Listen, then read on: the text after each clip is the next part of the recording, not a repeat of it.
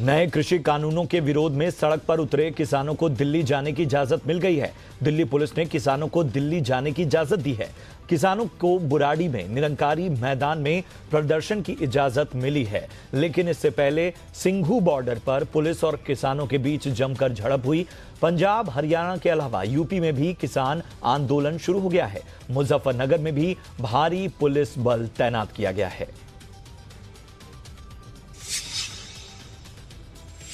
दिल्ली की केजरीवाल सरकार ने पुलिस की अर्जी को नामंजूर कर दिया। दरअसल किसानों के विरोध को देखते हुए दिल्ली पुलिस ने केजरीवाल सरकार को अर्जी दी थी, जिसमें पुलिस ने कहा था कि 9 स्टेडियम को अस्थायी जेल में बदल दिया जाए। पुलिस चाहती थी कि पंजाब और हरियाणा से आने वाले प्रदर्शनकारी किसानों को इनमें रखा जा सके। पुलिस की इस अपील का आप के कई नेताओं ने विरोध किया। पार्टी विधायक और राष्ट्रीय प्रवक्ता राघव चड्ढा ने ट्वीट कर कहा कि किसान न तो अपराधी हैं और न ही आतंकवादी। नए कृषि कानूनों के खिलाफ किसान तो आंदोलन कर ही रहे हैं। पंजाब और हरियाणा के मुख्यमंत्री के बीच भी ट्विटर पर जंग छिड़ गई है। हरियाणा में किसानों को रोके जाने पर पंजाब सीएम अमरिंदर सिंह ने ट्विटर पर नाराजगी जताई। अमरिंदर सिंह ने ट्वीट पर लिखा कि किसानों पर बल प्रयोग करना पूरी तरह से अलोकतांत्रिक और असंवैधानिक है। इसके जवाब में हरियाणा के मुख्यमंत्री ने ट्विटर पर लिखा कि अगर एमएसपी से कोई परेशानी होगी तो मैं राजनीति छोड़ दूंगा, इसलिए किसानों को उकसाना बंद करें। नए कृषि कानूनों के खिलाफ किसानों के आंदोलन पर केंद्र सरकार का बड़ा बयान आया है। जी मीडिया से एक्सक्लूसिव बातचीत में केंद्रीय कृषि मंत्री नरेंद्र सिंह तोमर ने कहा कि सरकार किसानों से बात करने को तैयार है।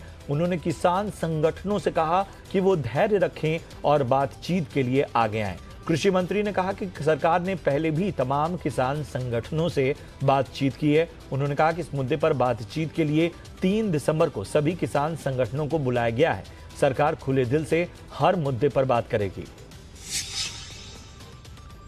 देश भर में बीते 24 घंटे में कोरोना के 43,000 नए केस सामने आए हैं, जबकि 92 लोगों की मौत हो चुकी है। रात की बात यह है कि 24 घंटे में ही 39,000 से ज्यादा मरीज ठीक हो गए हैं।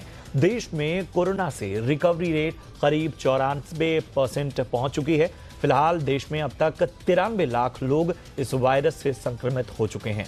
कुल एक्टिव केसेस की अगर हम बात करें तो देश में 4,55,000 से ज्यादा एक्टिव केस हैं। अब तक कुल 87 लाख से ज्यादा लोग ठीक हो चुके हैं, जबकि 1,35,000 लोगों की जान जा चुकी है। भारत में कोरोना के बढ़ते मामलों के बीच वैक्सीन की सुगबुगाहट तेज हो गई है। अलग अलग कंपनियों की ओर से भारत में बनाई जा रही वैक्सीन की तैयारी का जायजा लेने पीएम नरेंद्र मोदी कल खुद पुणे, अहमदाबाद और हैदराबाद के दौरे पर होंगे। पीएम मोदी सबसे पहले पुणे के सीरम इंस्टीट्यूट का दौरा करेंगे। साथ ही हैदराबाद भी जाने का उनका प्लान है, जहां भारत बायोटेक का ऑफिस है, जो Indian council of medical research के साथ मिलकर कोवैक्सीन नाम से स्वदेशी कोरोना वैक्सीन तैयार कर रही है। इसके अलावा प्रधानमंत्री नरेंद्र मोदी अहमदाबाद में कैडिला के प्लांट का दौरा करेंगे। कोरोना के इलाज के नाम पर हर तरफ लूट मची हुई है। इंश्योरेंस कंपनियां भी आधा तिहाई क्लेम थमाकर लोगों को चलता कर दे रही हैं।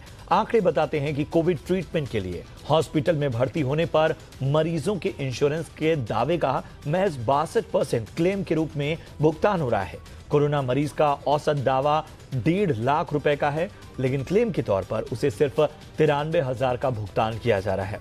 कंपनियां कुल क्लेम का औसत 62% चुका रही हैं। बॉम्बे हाईकोर्ट से अभिनेत्री कंगना रनौत को बड़ी जीत मिली है। हाईकोर्ट ने कंगना के ऑफिस में बीएमसी की तोड़क कार्रवाई को गलत बताया। साथ ही कोर्ट ने बीएमसी को फटकार लगाते हुए कंगना के दफ्तर में हुए नुकसान का हर्जाना देने को भी कहा। हाईकोर्ट ने माना कि बीएमसी की मंशा सही नहीं थी और इसलिए बीएमसी को दफ्तर तोड़ने का हर्जाना देना होगा। बता दें कि 2 महीने पहले बीएमसी ने कंगना के दफ्तर पर बुलडोजर चलाया था। पश्चिम बंगाल में ममता बनर्जी सरकार को बड़ा झटका लगा है। सीएम ममता के करीबी रहे परिवहन मंत्री शुभेंदु अधिकारी ने इस्तीफा दे दिया है। आपको बता दें कि शुभेंदु बीते कई दिनों से बगावती तेवर अपनाए हुए थे और उनके बीजेपी में भी जाने की अटकलें तेज थीं। शुभेंदु अधिकारी सांगठनिक कौशल की वजह से टीएमसी में एक वैकल्पिक पावर सेंटर के तौर पर उभरे हैं। शुभेंदु नंदीग्राम आंदोलन के दौरान सुर्खियों में आए थे। शुभेंदु नंदीग्राम आंदोलन के दौरान काफी उभर कर सामने आए और टीएमसी के वैकल्पिक पावर सेंटर के तौर पर भी उन्हें माना जाता रहा है। इस बीच मिग 29K के ट्रेनर विमान के दुर्घटनाग्रस्त होने की खबर आ जाई। यह हादसा कल शाम को लगभग 5 बजे अरब सागर में हुआ। उस वक्त यह ट्रेनर विमान अरब सागर के ऊपर फ्लाई कर रहा था। फिलहाल एक पायलट मिल चुका है, जबकि दूसरे की तलाश जारी है। इस बात की जानकारी खुद भारतीय नौसेना ने दी है। नौसेना लापता पायलट का पता लगाने के लिए लगातार अभियान चला रही है। जहाज और विमान तैनात किए गए हैं। घटना की उच्च स्तरीय जांच के आदेश भी दिए गए हैं। बता दें कि मिग 29 फाइटर जेट विमान रूस द्वारा निर्मित एक लड़ाकू विमान है। लद्दाख सीमा पर चीन के साथ तनातनी को देखते हुए इसी साल जुलाई में भारत ने रूस से 21 नए मिग 29 फाइटर जेट खरीदने की मंजूरी भी दी।